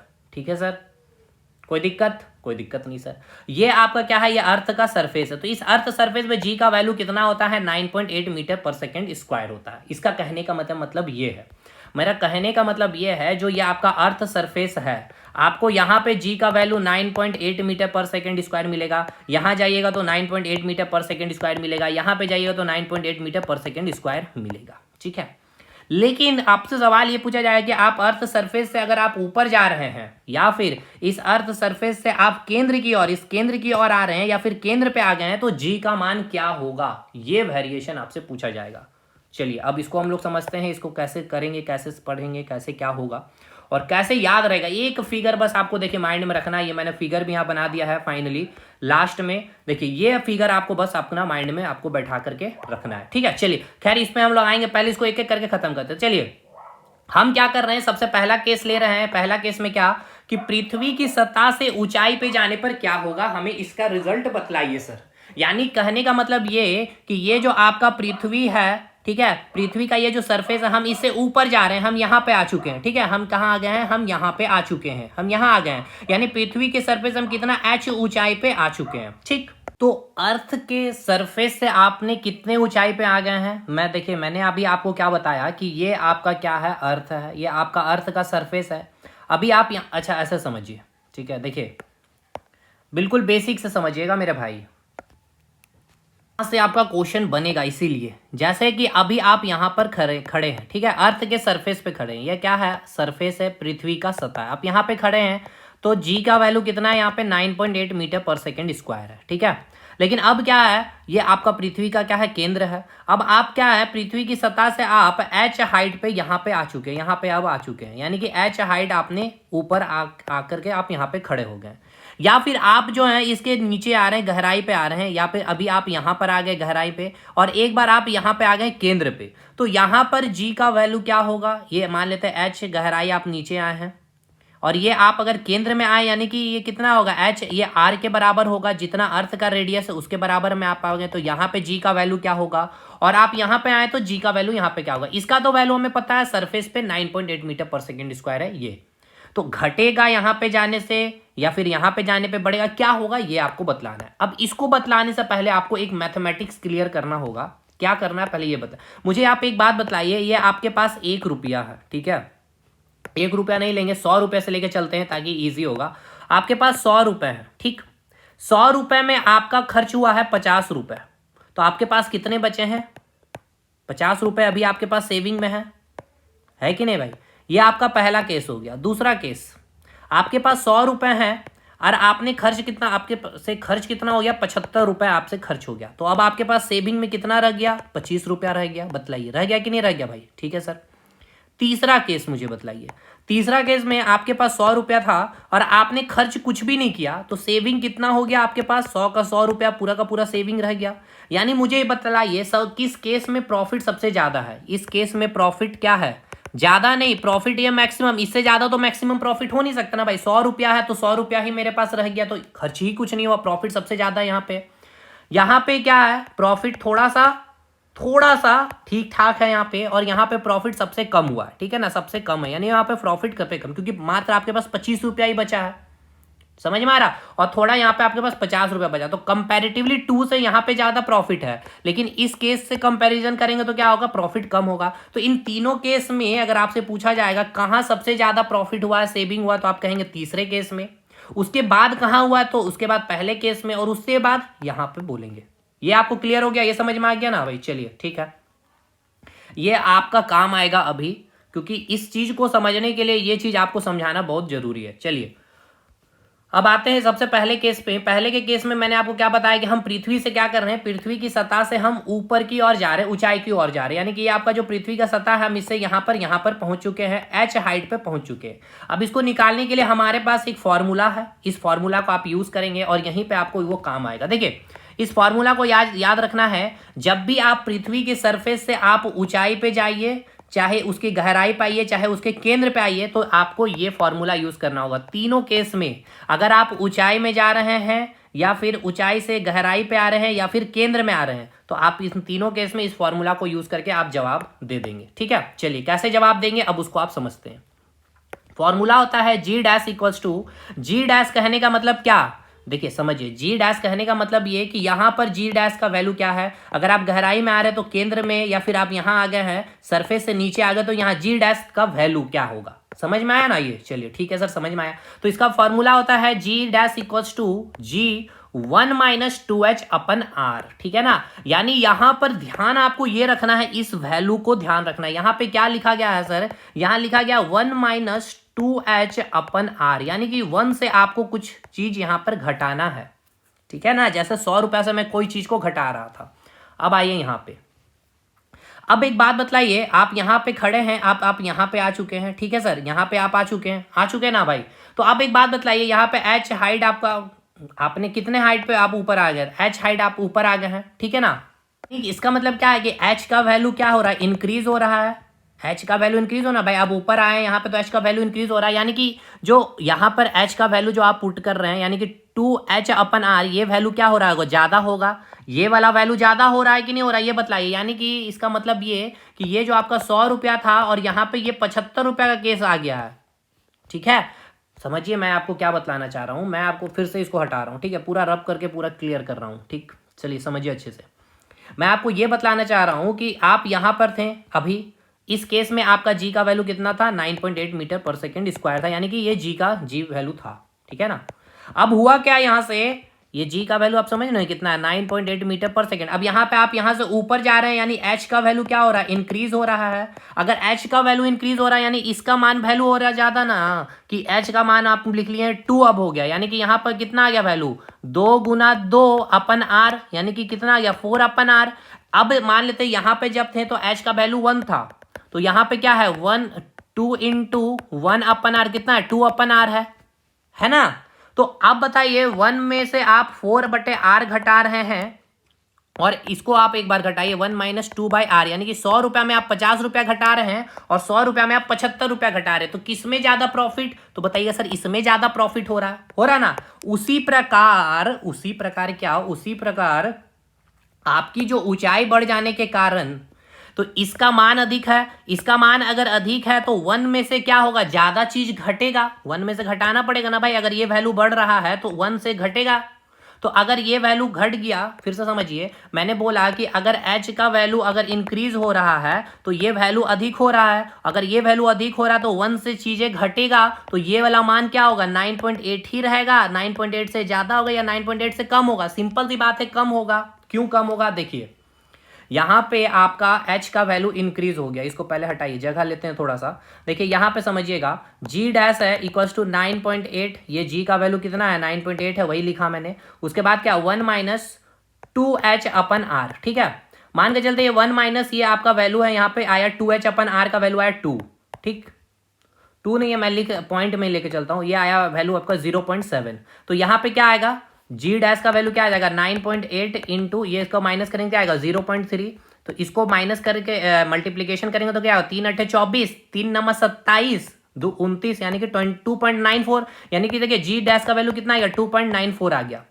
अब यही वैल्यू क्या हम ले रहे हैं 1 माइनस 0.9, यानी इसका वैल्यू h का वैल्यू और अधिक बढ़ गया तो आया कितना 0.9, तो इसको घटाने पे क्या आएगा यहाँ पे जी डैश का वैल्यू 9.8, ये वाला 9.8 और 1 माइनस ये 0.9 के तो क्या आएगा 0.1, तो इसको जब सॉल्व करेंगे तो कितना है 98 अपन 100, यानी कि 0.98। तो देखिए क्या हो रहा है यहाँ पे आया कितना 1 मिनट, यहाँ पे थोड़ा सा मिस्टेक हो गया, देखिए समझिएगा फिर से। यहाँ पे क्या हो गया, देखिए यहाँ पे जब 0.9 के 0.7 लिए तो यहाँ पे कितना वैल्यू आया 2.94 आया, ठीक है। अब h का वैल्यू आपका और इंक्रीज कर गया तो ये वैल्यू कितना बढ़ गया 0.9, तो 1 माइनस 0.9 आया तो कितना आएगा वैल्यू 0.1, तो 0.1 जब आप यहाँ पर पुट करेंगे तो क्या वैल्यू आएगा जी डैश का 9.8 इंटू 0.1, तो इसको जब आप पुट करके आपको 100 से डिवाइड करेंगे तो जी का वैल्यू आएगा 0.98, जी डैश का वैल्यू आएगा, ठीक है। तो देखिए h का वैल्यू जब आपका 0.7 आया और जब h का वैल्यू 0.9 आया, यानी h का वैल्यू इंक्रीज होने पे 0.9 आया, तो उस केस में जी डैश का वैल्यू क्या हुआ घट गया ना। क्यों घट गया, क्योंकि 1 से ज्यादा चीज यहां पर घट रहा है। अगर 1 से यानी कि 100 रुपए में 50 रुपया घटाइए और 100 रुपए में 75 रुपया घटाइए, तो किस केस में ज्यादा प्रॉफिट है 50 रुपए, यानी कि कम घटेगा, यानी ये वैल्यू कम रहेगा तब ये जी का वैल्यू ज्यादा रहेगा, यानी जी डैश वैल्यू ज्यादा रहेगा। अगर ये वैल्यू ज्यादा है तो ये वैल्यू कम रहेगा, ठीक है ना। समझ में अब आ गया होगा आपको, होप शो। बाकी इसको लास्ट में हम जब ग्राफ कर देंगे तो उससे भी आपको चीजें समझ में आएगी, लेकिन ये चीज आपको समझना जरूरी है, ठीक है ना। ये समझना जरूरी है क्योंकि आप फिजिक्स पढ़ रहे हैं ना कि केमिस्ट्री पढ़ रहे हैं, की चीजों को आप रट लेंगे। तो आपको अब यहां से समझ में आ गया यहाँ पे, यानी कि पृथ्वी की सतह से अगर हम ऊपर जाते हैं, अर्थ की सरफेस की सतह से अगर हम ऊपर जाते हैं तो जी का मान क्या होता है घटता है। क्यों घटता है, क्योंकि एच का वैल्यू बढ़ रहा है, आज का वैल्यू बढ़ रहा तो इसका मान बढ़ रहा है। अगर इसका मान बढ़ रहा तो 1 से चीजें घटेगी और अगर घटेगी तो ये वैल्यू क्या होगा ऑलरेडी घटेगा, ठीक है। चलिए सेकंड, अब हम पृथ्वी की सतह से क्या कर रहे हैं गहराई पे जा रहे हैं। पृथ्वी की सतह से हम कहां जा रहे हैं गहराई पे जा रहे हैं, यानी कहने का मतलब ये है कि अब हम यहाँ पे खड़ा थे तो अब हम यहाँ गहराई के अंदर की ओर आ रहे हैं, ठीक है ना। यहाँ भी अंदर की ओर आ रहे हैं, यानी कि एच का वैल्यू यहाँ पर भी इंक्रीज हो रहा है कि नहीं, बिल्कुल सर हो रहा है। तो अब आइए यहाँ पर भी वही फॉर्मूला यूज करेंगे। अगर इंक्रीज हो रहा है तो ये वाला मान बढ़ेगा तो यानी एक से ज्यादा चीजें घटेगी, और अगर एक से चीजें ज्यादा घटेगी तो जी डैश का वैल्यू क्या होगा घटेगा। यानी इस केस में भी अगर आप गहराई में जा रहे हैं तो यहाँ पे भी जी का मान क्या होगा डिक्रीज होगा। यानी एक चीज तो हमें समझ में आ गया कि अगर हम अर्थ के सरफेस पे यहां से अगर हम ऊपर जाते हैं या इसके जस्ट हम नीचे आते हैं तो दोनों केस में जी डैश का मान क्या होगा डिक्रीज करेगा, ठीक है। अब आइए तीसरे पॉइंट में, जब हम केंद्र में पहुंच जाते हैं तो जी का मान क्या होगा। मतलब कहना क्या हम चाहते हैं, कहना हम ये चाह रहे हैं, इसको थोड़ा सा हटा लिया जाए तो स्पेस लिया जाए, देखिए 2 केस हमने कर लिया है, टोटल 6 केस हमें करना है, 2 केस हमने कंप्लीट किया। हमने अभी कर लिया क्या, ये आपका अर्थ है, ये आपका सरफेस है। यहाँ से जब हम ऊपर गए तो यहाँ पे जी का वैल्यू क्या है 9.8 है, तो यहाँ पे जब हम पहुंचे जी डैश का वैल्यू क्या होगा, कम हो जाएगा, यानी कि 9.8 नहीं रह करके उससे कम आएगा, 7 हो सकता है, 6 हो सकता है, 5 मीटर पर सेकंड कुछ भी हो सकता है। उसी पर गहराई, ये आपका केंद्र है, जब हम गहराई की ओर आ रहे हैं तो यहाँ पर भी जी का मान क्या हो रहा होगा, घट रहा होगा। अब मुझे बताइए कि जब आप केंद्र में पहुंच जाइएगा तब जी का मान क्या होगा। अब एक बात बताइए कि जब आप केंद्र में पहुंच गए इसका मतलब क्या है, यानी आप ये जो डिस्टेंस गहराई पाया ये आपका क्या है, आर है, और ये आपका कितना गहराई है, एच होगा। यानी कि यहाँ पे आपको पता चल गया कि कितना गहराई है, आर इक्वल्स टू है, यानी कि जो अर्थ का जो रेडियस है उसके बराबर आपने आप वहां पे कवर किया, यानी कि उसकी गहराई कितनी है जितनी अर्थ के रेडियस, यानी आर बराबर एच हो गया। तो अब इस फॉर्मूला में हम इसको बस पुट कर देंगे तो देखिए क्या वैल्यू देता है। तो हमें फॉर्मूला आपको पता है, मैंने बोल दिया इन तीनों केस में यही फॉर्मूला यूज करना है, आर इक्वल्स टू एस आ जाएगा। कब, जब केंद्र की बात हो, यानी हम केंद्र में आए, यानी कि हम इस गहराई में आए, इस गहराई का मतलब क्या, रेडियस, यानी कि एच क्या हो जाएगा, आर के बराबर हो जाएगा। तो यहाँ पे हम क्या करेंगे, यहाँ पे हम एच के जगह आर पुट कर देंगे, तो आर पुट करें तो ये आर आर कट गया, तो 1 माइनस क्या होगा, 1 क्या हो जाएगा, 0, यानी कि केंद्र में गुरुत्वीय त्वरण का मान 0 होता है। तो वही पॉइंट यहां पे लिखा गया है कि पृथ्वी के केंद्र पर गुरुत्वीय त्वरण का मान 0 होगा। अब आइए फाइनली इन तीनों केस को एक जगह मैं समराइज कर रहा हूं। पृथ्वी है, ग्रीन कलर से बनाएंगे इसको, ये आपका अर्थ सरफेस हो गया है, ठीक है सर। अब इसके हम ऊंचाई में जा रहे हैं, ठीक है सर, ये आपका केंद्र हो गया है, ठीक है सर, और हम इसके जस्ट गहराई पे आ रहे हैं, ठीक है। यहाँ पे जी का वैल्यू कितना है, 9.8 मीटर पर सेकेंड स्क्वायर है। हमें पता है कि जैसे जैसे हम ऊपर जाएंगे तो जी का मान क्या होगा, घटेगा, यानी कि यहाँ पे आएंगे तो हम जी का मान हो सकता है 8 मीटर पर सेकेंड स्क्वायर आ जाएगा। यहाँ पे जी का मान 7 मीटर पर सेकेंड स्क्वायर आ जाएगा। यहाँ पे जी का मान कुछ भी हो सकता है, 6 मीटर पर सेकेंड स्क्वायर, मैं एक जस्ट लमसम वैल्यू लिया। उसी प्रकार जब हम जी गहराई पाएंगे तो जी का मान क्या होगा, घटेगा। तो जैसे ही हम जी का मान गहराई पाए तो यहाँ पे जी का मान हो गया 5 मीटर पर सेकेंड स्क्वायर, उसके नीचे और आए तो ये हो गया 3 मीटर पर सेकेंड स्क्वायर, उसके नीचे और आए तो ये हो गया आपका 1 मीटर पर सेकेंड स्क्वायर, और जैसे ही केंद्र में पहुंच गए तो यहाँ पे जी का मान क्या हो गया, 0 हो गया। बस ये आपको ग्राफ याद रखना, बस वही ग्राफ मैंने यहाँ पे बना भी दिया है, देखिए वही चीज मैंने यहां पर बनाकर रखा हुआ है, देखिएगा इसको ध्यान से। ये आपका अर्थ सरफेस हो गया, ठीक है ना। अर्थ सरफेस में जी का मान 9.8 मीटर पर सेकंड है। अर्थ के सरफेस से आप ऊपर जाइएगा तो जी का मान डिक्रीज होगा, अर्थ सरफेस से नीचे आइएगा तो जी का मान डिक्रीज करेगा, यानी ऊंचाई पे जा रहे हैं और गहराई पे जा रहे हैं तो जी का मान घट रहा है, इसका मतलब ये है। लेकिन अगर आप केंद्र में आ चुके हैं, यानी इस केंद्र की अगर बात कर ले तो जी का मान क्या होगा, 0 होगा। वही मैंने लिखा है यहाँ पे 9 मीटर पर सेकंड, अर्थ सरफेस में 9.8 है तो देखिए 9 घटते जा रहा, 8 7 6 5। अब गहराई में भी आएंगे तो देखिए सरफेस में 9.8 है तो यहां से मान देखिए 9 हो गया, 8 हो गया, फिर धीरे धीरे करते केंद्र में पहुंचेंगे तो 0 हो जाएगा। तो क्वेश्चन आपसे पूछेगा कि कोई व्यक्ति, ठीक है ना, कोई व्यक्ति केंद्र से, ध्यान से समझिएगा, कोई व्यक्ति केंद्र से, कोई व्यक्ति यहां पे खड़ा केंद्र से, ठीक है ना, केंद्र से पृथ्वी की सतह से h ऊंचाई पे जाता है तो गुरुत्वीय त्वरण का मान क्या होगा। तो देखिए केंद्र से h ऊंचाई पे, मान के चलते हैं अर्थ सरफेस से h ऊंचाई पे यहां पे आ गया है ये व्यक्ति, तो क्या हुआ, पहले गुरुत्वीय त्वरण का मान 0 से क्या होगा, मैक्सिमम होगा अर्थ सरफेस में, यानी कि पहले क्या होगा, बढ़ेगा, फिर मैक्सिमम होगा और फिर क्या होगा, घटेगा। समझे, नहीं समझे कोई बात नहीं। हमने आपसे क्या बोला, हमने आपको यह बोला कि कोई व्यक्ति यहां पे खड़ा है, ठीक है ना, कोई व्यक्ति यहां पर अभी खड़ा है, ठीक है, केंद्र में खड़ा है, यानी केंद्र पे खड़ा है। उसके बाद ये व्यक्ति यहां पे आए, उसके बाद बोला गया कि ये व्यक्ति जो है, ये व्यक्ति जो है यहां पर आ चुका है, यानी कि अर्थ सरफेस से h ऊंचाई पे खड़ा हो गया, जा चुका है, यहां पे आ चुका है।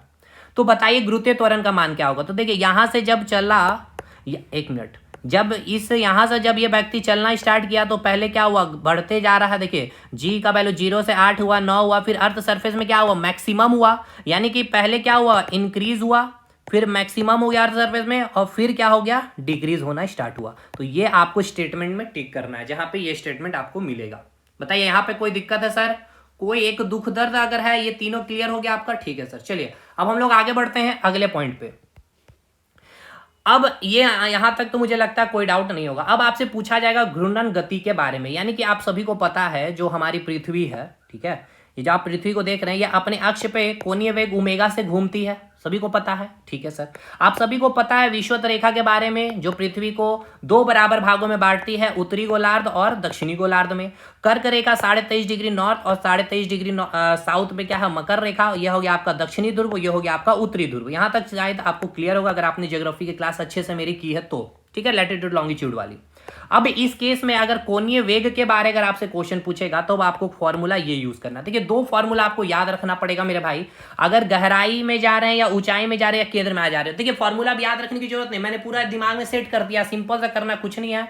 ये आपका केंद्र है, यहाँ पे जी का वैल्यू क्या होता है, मैक्सिमम होता है, कितना होता है 9.8 मीटर पर सेकंड स्क्वायर होता है। यहां से हम ऊपर जाएंगे तो जी का वैल्यू डिक्रीज करेगा, गहराई में आएंगे तो भी डिक्रीज करेगा और केंद्र में जी का वैल्यू 0 हो जाएगा। बाकी फॉर्मूला से कैसे निकाले थे, g dash equals to g 1 minus 2h upon r. H का ये वैल्यू जितना ज्यादा होगा तो 1 से उतना ज्यादा घटेगा, तो भाई जी डैश का वैल्यू घटेगा। ये आपको मैंने बना दिया, बहुत अच्छे से दिमाग में सेट करवा दिया। फॉर्मूला नहीं भी रखेंगे या तो हाँ, ये फॉर्मूला इसलिए रखना है कि कैसे घट रहा बढ़ रहा उसको समझाने के लिए मैंने बतलाया। अब देखिए घूर्णन गति से जब पूछा जाएगा जी का वैल्यू तो कैसे हम चीजों को समझेंगे, समझिएगा। देखिए इसके लिए फॉर्मूला कैसे काम करेगा, आपको पता चल गया सर कि ओमेगा से कोणीय वेग जो है, एंगुलर वेलोसिटी जो है पृथ्वी की ओमेगा से अपने अक्ष पर गोल गोल घूम रही है, ठीक है। ये आपका विषुवत रेखा हो गया, ये आपका कर्क रेखा हो गया, ये मकर रेखा हो गया, ये दक्षिणी ध्रुव हो गया, ये उत्तरी ध्रुव हो गया। क्योंकि आपसे एग्जाम में क्वेश्चन पूछ सकता है, पूछा भी है कि विषुवत रेखा से कर्क रेखा की ओर, या विषुवत रेखा से ध्रुव की ओर, या विषुवत रेखा से उत्तरी ध्रुव, या विषुवत रेखा से दक्षिणी ध्रुव, या विषुवत रेखा से मकर रेखा। तो ये पता होना चाहिए कर्क रेखा, मकर रेखा, विषुवत रेखा, उत्तरी ध्रुव, दक्षिणी ध्रुव कहां पे है, और ये फॉर्मूला आपको याद रखना है। अब हो क्या रहा क्वेश्चन में कि पृथ्वी अपने अक्ष पर ओमेगा से घूम रही है, ठीक है। चलिए चौथा केस पे अब हम लोग आते हैं। चौथा केस क्या है कि पृथ्वी की जो घूर्णन गति है, यानी कि जो पृथ्वी अपने अक्ष पे ओमेगा वेलोसिटी से जो घूम रही है, ये ओमेगा वेलोसिटी अगर इंक्रीज कर जाए तो जी का मान क्या होगा। अच्छा, एक चीज और यहाँ पे मिस कर गया मैंने, चलिए कोई बात नहीं, अच्छा हुआ याद आ गया। देखिए यहाँ पर भार के बारे में मैंने बताया था। देखिए भार के बारे में मैंने क्या समझाया था, भार क्या है, एक प्रकार का बल है। कोई भी प्लैनेट, कोई भी ग्रह, कोई ऑब्जेक्ट को जिस बल से खींचती है वही उसका क्या होता है, भार होता है, ठीक है। तो देखिए अब आपसे क्वेश्चन ऐसे भी पूछ सकता है, जी को ना पूछ करके, मैंने बोला था ना पहले बताया था कितने टाइप के क्वेश्चन पूछे जाएंगे। अब आपसे ऐसे भी पूछ सकता है कि कोई व्यक्ति जो है, एक्स नाम का कोई व्यक्ति है, ठीक है, समझिएगा क्वेश्चन कैसे, मैं सारा क्वेश्चन भी करवा रहा हूं भाई, इससे बेस्ट अब आपको मैं कुछ नहीं दे सकता हूं। अब आप किताब के क्वेश्चन उठाइए, बनते जाएंगे। कोई व्यक्ति यहाँ पे खड़ा है, ठीक है, इसका भार मान के चलिए 50 kg है, सॉरी 50 kg नहीं है, इस व्यक्ति को हम यहां खड़ा कर दे रहे हैं अर्थ सरफेस पे, ठीक है।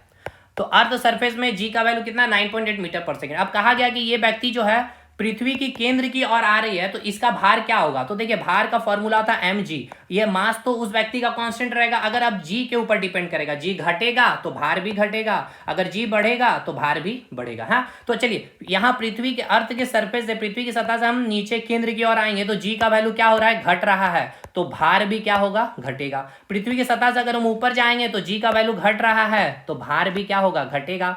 अब पृथ्वी की सतह से हम केंद्र में पहुंच गए, जी का वैल्यू 0 हो गया तो भार क्या हो जाएगा, 0 हो जाएगा। वही चीज यहां पे मैंने लिख दिया कि गहराई या ऊंचाई पर जाने से जी का मान घटता है तो भार का मान भी घटेगा, इसलिए पृथ्वी की सतह पर भार ज्यादा होगा, इसीलिए जी का मान मैक्सिमम कहाँ है, अर्थ सरफेस में, इसलिए हमारा वेट मैक्सिमम कहाँ होगा, तो पृथ्वी के सतह पर। तो वही लिखा गया, इसलिए पृथ्वी की सतह पर भार ज्यादा होगा क्योंकि जी का मान पृथ्वी की सतह पर ज्यादा होता है।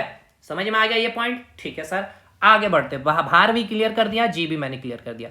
अब आइए चौथे केस में बोला गया है कि पृथ्वी की जो घूर्णन गति, जो कोणीय वेग है, अगर इंक्रीज हो जाती है तो गुरुत्वीय त्वरण का मान क्या होगा, घटेगा।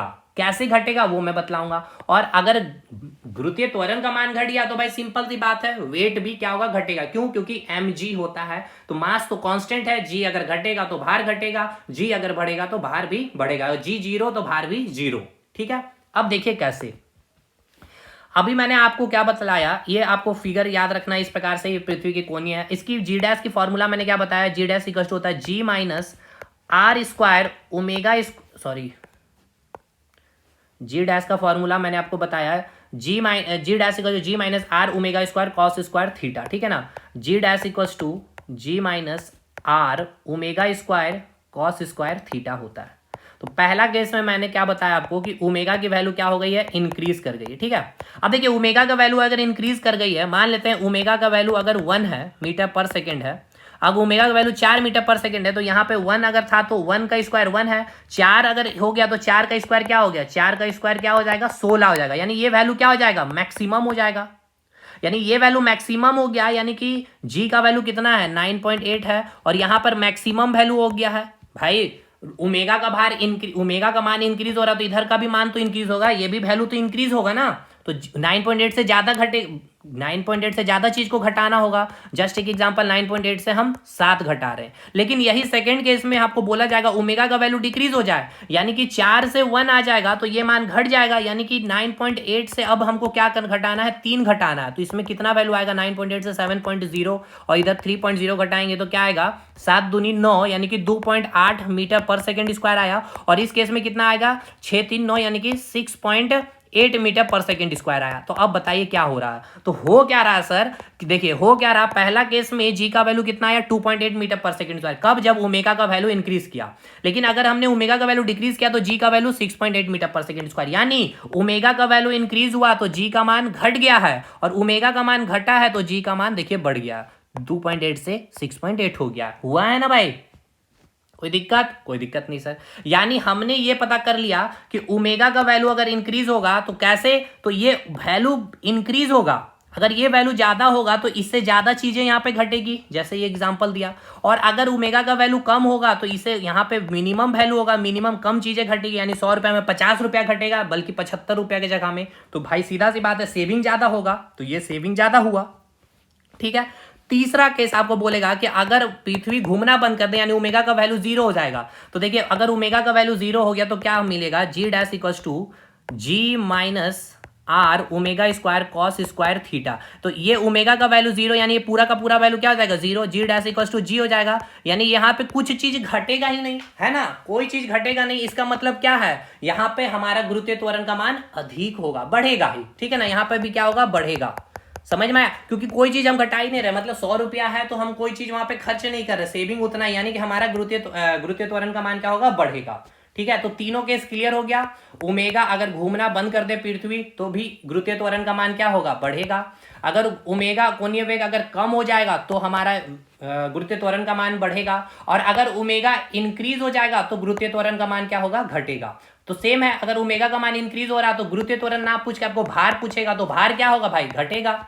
अगर ओमेगा का मान डिक्रीज है तो भार क्या होगा, भार भी क्या होगा, भार क्या होगा, वो इंक्रीज होगा, क्यों, क्यों गुरुत्वीय त्वरण का मान बढ़ रहा है। और अगर पृथ्वी घूमना बंद कर दे तो जी का मान क्या हो रहा है, बढ़ रहा है, इंक्रीज हो रहा है, तो भार भी क्या होगा, इंक्रीज होगा, ठीक है। तो वही चीज यहां पर लिखा गया है, चलिए इसको पढ़ते हैं, समझ में आएंगे ना कैसे काम कर रहा है ये फॉर्मूला। ये फॉर्मूला कैसे काम किया, ओमेगा का वैल्यू अधिक तो ये मैक्सिमम हो गया, तो मैक्सिमम हो गया तो जी से ज्यादा चीजें घटेगा, ओमेगा घट गया तो इससे कम चीजें घटेगा, तो जी का मान ज्यादा हो गया, ये पूरा 0 हो गया तो कुछ चीज घट ही नहीं रहा, तो जी का वैल्यू ज्यादा ही होगा, ठीक है। तो अब आइए पृथ्वी की घूर्णन गति कोणीय वेग इंक्रीज होने पर क्या हुआ, गुरुत्वीय त्वरण का मान घटेगा, घटेगा ना भाई, यह मैक्सिमम वैल्यू को हम घटाएंगे तो गुरुत्वीय त्वरण का मान घटेगा और भार भी घटेगा। और पृथ्वी अपने आज के सहारे घूमना बंद कर दिया, यानी ओमेगा का वैल्यू अगर 0 हो जाए तो भार क्या होगा, बढ़ेगा। अभी मैंने आपको बताया था ओमेगा का वैल्यू अगर 0 हो जाए तो ये पूरा वैल्यू 0, यानी कोई चीज घटेगा नहीं, तो जी का मान क्या होगा, बढ़ेगा, जी का मान बढ़ेगा तो भार भी बढ़ेगा, ठीक है। यहां तक चीजें क्लियर है। अब यहां तक क्लियर हो गया। एक और पॉइंट मैंने बता दिया कि अगर ओमेगा डिक्रीज कर जाए, ठीक है ना, अगर ओमेगा डिक्रीज कर जाएगा तो जी का मान क्या होगा, बढ़ेगा, जी का मान बढ़ेगा तो आपका वैल्यू, आपका जो वेट है वो भी बढ़ेगा। यहां तक कोई दिक्कत, कोई दिक्कत नहीं है। अब आइए ध्रुव की बात करेंगे, यानी पोल पे, यानी जो मैंने अभी आपको समझाया था कर्क रेखा के बारे में, विषुवत रेखा के बारे में, मकर रेखा और ये ध्रुव के बारे, इसको हम यहाँ से जो क्वेश्चन आपको पुटअप किया जाएगा उसके बारे में हम लोग समझते हैं। यहाँ तक कोई दिक्कत है तो बताइएगा। चलिए यहाँ तक कोई दिक्कत नहीं होगा। चलिए ध्रुव की जब बात कर रहे हैं इसका मतलब क्या है इसको समझते हैं थोड़ा।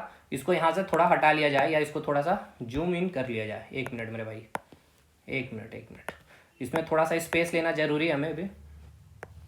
चलिए इसको साइड कर लेते हैं। तो हमें अगला पॉइंट क्या लेना है, ध्रुव की बात हम लोग कर रहे हैं ना। तो ध्रुव की बात करें तो ध्रुव को पहले हम लोग मैप में दिखा ले रहे हैं। ये हो गया आपका, ठीक है ना, ये हो गया आपका विषुवत रेखा, ये हो गया आपका विषुवत रेखा, ये हो गया आपका उत्तरी ध्रुव और ये हो गया आपका दक्षिणी ध्रुव, ये हो गया आपका कर्क रेखा और ये हो गया आपका मकर रेखा, ठीक है मेरे भाई। तो अब ध्रुव पे यानी यहाँ पे, तो एक बात बतलाइए, यहाँ से इसका एंगल कितना बन रहा है, ये एंगल बताइए कितना है, ये एंगल कितना है, 90 डिग्री है कि नहीं सर, ये कितना है एंगल, 90 डिग्री है। अब आपको कॉस थीटा का ग्राफ पता है या नहीं, कोई बात नहीं मैं बता देता हूँ। देखिए कॉस थीटा का जो ग्राफ होता है किस प्रकार से चलता है, इस प्रकार से चलता है। ये हो गया आपका 0 डिग्री, ये हो गया आपका 90 डिग्री, ये हो गया +1 मैक्सिमम वैल्यू कॉस थीटा का, ठीक है, और ये हो गया -1, ये हो गया मिनिमम वैल्यू कॉस थीटा का, ये हो गया मैक्सिमम वैल्यू। तो 0 डिग्री पे देखिए कितना वैल्यू है, 0 डिग्री पे +1 है, और 90 डिग्री पे क्या है, देखिए 0 आ रहा वैल्यू, ठीक है ना। ये आपका ओरिजिन 0 से स्टार्ट हो रहा ना, यानी क्या कि कॉस 90 डिग्री का वैल्यू क्या है, 0 है। देखिए 90 डिग्री का वैल्यू क्या आ रहा है, यहाँ पे 0 आ रहा है, और कॉस 0 डिग्री का वैल्यू क्या आ रहा है, 1। देखिए 0 डिग्री पे वैल्यू क्या आ रहा है, ये +1, यानी कि कॉस 0 डिग्री पे +1, यानी कि +1 क्या है, ये आपका मैक्सिमम वैल्यू है, ठीक है ना। यानी कि कॉस 0 डिग्री पे कॉस थीटा का मान क्या होता है, मैक्सिमम होता है। यहां तक कोई दिक्कत नहीं, बस इतना ही आपको पता रखना है, उसमें ज्यादा हमें ट्रिग्नोमेट्री पे इन नहीं करना है। ये ग्राफ क्लियर हो गया। चलिए क्वेश्चन पे आते हैं। अच्छा, हमें बात करनी है ध्रुव पे, तो ध्रुव का मतलब आपको पता है थीटा का वैल्यू क्या होगा, 90 डिग्री। तो g dash equal to g minus r omega square cos square, 90 degree मैं पुट कर दिया हूं। कॉस 90 डिग्री का वैल्यू क्या होता है, 0 होता है। देखिए यहां पे मैंने दिखाया 90 डिग्री का वैल्यू क्या होगा, 0 होगा। तो ये पूरा का पूरा वैल्यू क्या हो जाएगा आपका, 0 होगा। यानी क्या, इसका मतलब ये कि यहां पर कोई भी चीज घटेगा नहीं, तो ध्रुव पर जो गुरुत्वीय त्वरण का मान होता है वो मैक्सिमम होता है। यानी जब हम उत्तरी ध्रुव पे हैं या फिर दक्षिणी ध्रुव पे हैं, यानी क्या है कि अगर हम यहां पर हो चाहे यहां पे है, यहां पे जो जी का मान होता है वो मैक्सिमम होता है, ठीक है ना। जी का मान क्या होता है, मैक्सिमम होता है। आप बोलेंगे सर आप अर्थ सरफेस में 9.8 मीटर पर सेकेंड स्क्वायर, अरे भैया हम अर्थ सरफेस से कंपैरिजन नहीं कर रहे हैं, हम कंपैरिजन कर रहे हैं कि अगर आप विषुवत रेखा से ध्रुव की ओर जा रहे हैं, ठीक है, या विषुवत रेखा से कर्क की रेखा की ओर जा रहे हैं, या विषुवत रेखा से मकर रेखा की ओर जा रहे हैं, या विषुवत रेखा से दक्षिणी ध्रुव की ओर जा रहे हैं, उस केस में बताइएगा, उस केस में आपको कंपैरिजन करना है कि जब हम ध्रुव पे रहेंगे तो उस केस में जी का मान मैक्सिमम होगा।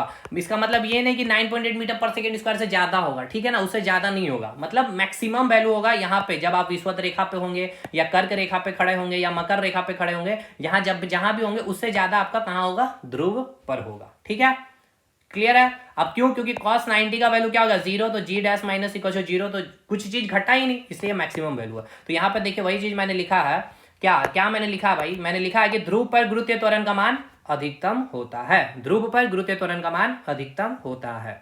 अब बात करेंगे विषुवत रेखा पर। विषुवत रेखा की बात कर रहे हैं, यानी क्या है, यहाँ पे जो विषुवत रेखा यानी कि यहाँ पे थीटा का मान क्या है, 0 डिग्री है। तो कॉस 0 का मान मैंने अभी आपको बताया था, कॉस 0 का मान मैंने बताया था 1, और कॉस 0 का मान क्या होता है, मैक्सिमम होता है 1। 1 क्या है, कॉस थीटा के केस में 1 + 1 ये मैक्सिमम है, -1 मिनिमम है। तो कॉस 0 डिग्री में कॉस थीटा का मान मैक्सिमम होता है। चलिए दिखाते हैं अब इसको, मतलब हम इसका मतलब फिजिकल सिग्निफिकेंस समझिए, देखिएगा कॉस 0 डिग्री का ये +1 होता है, यानी कॉस थीटा जो है ना, यानी ये जो कॉस थीटा जो फॉर्मूला में लिख रहे हैं, इसका मान मैक्सिमम होता है 0 डिग्री पे +1, और मिनिमम होता है 190 + 45 यानी 135 डिग्री पे -1 मिनिमम वैल्यू होता है, समझ में आया। तो 0 डिग्री की जब हम बात कर रहे हैं, 0 डिग्री की बात करें, क्योंकि हम विषुवत रेखा पे हैं, तो विषुवत रेखा पे कितना डिग्री होगा, 0 डिग्री होगा ना। देखिए अगर हम ध्रुव पे हैं तो ध्रुव पे कितना होगा, 90 डिग्री है, और अगर विषुवत रेखा पे हैं तो यहाँ पे कितना एंगल बनेगा भाई, 0 डिग्री ना बनेगा। तो 0 डिग्री में कॉस थीटा का मान क्या होता है, मैक्सिमम होता है। तो देखिए कॉस थीटा 0 इक्वल टू क्या होता है, 1। अब यहाँ पे कॉस थीटा का मान हम पुट कर देंगे 0 डिग्री, तो ये पूरा वैल्यू क्या आ जाएगा, मैक्सिमम आ जाएगा, क्योंकि कॉस 0 डिग्री इक्वल टू +1 होता है, यानी यहाँ पर मैक्सिमम वैल्यू आ गया। तो जी से मैक्सिमम चीज घटेगा तो इसका मान क्या होगा, घटेगा ही ना। तो अगर ये घटेगा यानी क्या है, विषुवत रेखा पर क्या होगा, गुरुत्वीय त्वरण का मान घटेगा। तो वही चीज मैंने यहाँ लिखा है कि विषुवत रेखा पर जी का मान न्यूनतम होता है। समझ में आया, क्यों समझ में नहीं आया, चलिए फिर से समझाते हैं। हमने ये कहा विषुवत रेखा पर थीटा का मान क्या होगा आपका, 0 डिग्री होगा। फॉर्मूला आपका क्या बोलता है, g dash minus g dash equal to g minus r omega square cos square theta. यहाँ पे थीटा जी 0 डिग्री पुट किया तो क्या हो गया, ये 1 हो गया, यानी मैक्सिमम वैल्यू इधर आ गया। अगर जी से मैक्सिमम वैल्यू घटाएंगे तो क्या होगा, मिनिमम ही चीज मिलेगा ना। 100 में से 50 नहीं घटा रहे, 75 रुपया घटा रहे, वो कॉन्सेप्ट याद रखिए। तो हमारा सेविंग कम हो गया, यानी जी का मान घटेगा, यानी विषुवत रेखा पर जी का मान घटता है। ठीक है, खत्म। अब देखिए सारा चीज हो गया खत्म। देखिए समझिएगा यहां लिखा क्या गया, विषुवत रेखा से। अच्छा अब इसको समझिए, अब यहां पे इस ग्राफ को समझ लीजिए, बस काम खत्म हो जाएगा। ये आपका क्या है, ये आपका विषुवत रेखा हो गया, ठीक है, ये आपका विषुवत रेखा हो गया, ठीक है। ये क्या हो गया आपका विषुवत रेखा हो गया, ये आपका कर्क रेखा हो गया, ये आपका कर्क रेखा हो गया, और ये आपका मकर रेखा हो गया, ठीक है। ये आपका क्या हो गया, मकर रेखा हो गया। उसके बाद ये क्या हो गया आपका उत्तरी ध्रुव हो गया, ठीक। और ये हो गया आपका दक्षिणी ध्रुव। यानी क्या, ये आपका उत्तरी ध्रुव और ये हो गया आपका दक्षिणी ध्रुव। और ओमेगा वेलोसिटी से कोणीय वेग से आपका पृथ्वी घूम रही है। तो एक बात बताइए, अगर ओमेगा का वैल्यू इंक्रीज करेगा तो याद करिए, ओमेगा का वैल्यू इंक्रीज करेगा तो जी का मान घटेगा, तो भार भी घटेगा। ओमेगा का मान डिक्रीज करेगा तो जी का मान बढ़ेगा, भार भी बढ़ेगा। और ओमेगा का मान अगर जीरो हो जाए तो भार भी जीरो हो जाएगा। याद आ रहा ना, सब कुछ याद आ रहा सर। अब यहीं पे बात बताइए, विषुवत रेखा पे जी का मान क्या होगा, मिनिमम होगा, अभी मैंने बतलाया सबसे कम होगा। और ध्रुव पर जी का मान मैक्सिमम होगा, चाहे दक्षिणी ध्रुव हो चाहे उत्तरी ध्रुव हो, ठीक है। अब जैसे ही विषुवत रेखा से ऊपर की ओर जा रहे हैं तो क्या होगा, जी का मान इंक्रीज होगा कि नहीं भाई, क्योंकि एंगल थीटा देखिए 0 डिग्री से ये आपका 20 degree, 30 degree, 45 degree, 60 degree, 70 degree, 80 degree हो रहा है ना, बढ़ते जा रहा है। फिर 90 डिग्री में क्या हो जाएगा, cos 90 = 0, यानी कि जीरो, यानी कि कोई भी चीज नहीं घट रहा होगा। यहाँ पे कोई भी चीज नहीं घट रहा होगा, मतलब ये वाला केस यहाँ पे क्या हो जा रहा होगा, जीरो आ जा रहा वैल्यू पूरा, कोई चीज नहीं घट रहा, ठीक। तो अगर आपसे क्वेश्चन पूछा जाएगा, कोई व्यक्ति है विषुवत रेखा से, या फिर हम विषुवत रेखा से ध्रुव की ओर जा रहे हैं, उत्तरी ध्रुव या फिर दक्षिणी ध्रुव जा रहे हैं, तो जी का मान बताइए। तो विषुवत रेखा से जब हम उत्तरी ध्रुव की ओर जा रहे हैं तो पहले क्या होगा, गुरुत्वीय त्वरण का मान बढ़ेगा और ध्रुव पर मैक्सिमम हो जाएगा, ठीक है। उसके बाद दक्षिणी ध्रुव की ओर भी अगर हम वापस आएंगे तो हमारा गुरुत्वीय त्वरण का मान क्या होगा, बढ़ेगा और दक्षिणी ध्रुव पर मैक्सिमम होगा। कोई दिक्कत है, कोई दिक्कत नहीं है। तो इसको मैं समराइज कर रहा हूं, ये आपका विषुवत रेखा हो गया, ये आपका विषुवत रेखा हो गया, ये आपका कर्क रेखा हो गया। अब कर्क रेखा भी आपको दे सकता है, मकर रेखा हो गया, ये आपका ध्रुव हो गया, ये भी आपका ध्रुव हो गया। तो अगर हम विषुवत रेखा से मकर रेखा की ओर जा रहे हैं तो जी का मान इंक्रीज करेगा।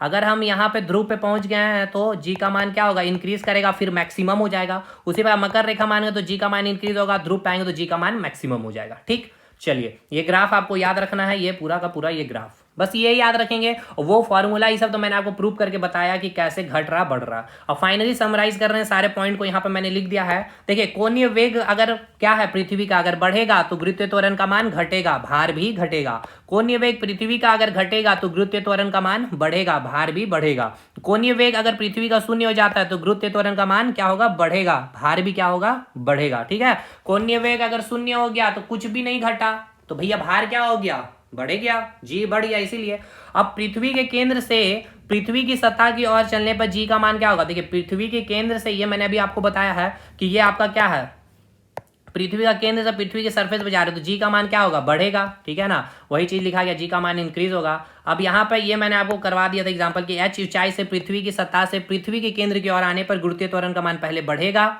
फिर क्या होगा, मैक्सिमम होगा। फिर इसका मतलब क्या है, इसका एग्जांपल मैं दे रहा हूँ। जैसे कि देखिए, ये आपका पृथ्वी है, यहाँ पे आपको खड़ा कर दिया गया h हाइट पर, ठीक है। आप यहाँ पर आ गए और आप यहाँ केंद्र है ये आपका, यहाँ पर आप आ रहे हैं। तो पहले क्या होगा, जी का मान क्या होगा, घटेगा, जी का मान क्या होगा, डिक्रीज होगा। अर्थ पर सरफेस पे क्या होगा, जी का मान मैक्सिमम होगा, फिर क्या होगा, जी का मान डिक्रीज करेगा और यहाँ पे सेंटर पे क्या हो जाएगा, जीरो हो जाएगा। तो वही लिखा गया है, केंद्र की ओर जाने पर गुरुत्वीय त्वरण का मान पहले बढ़ेगा।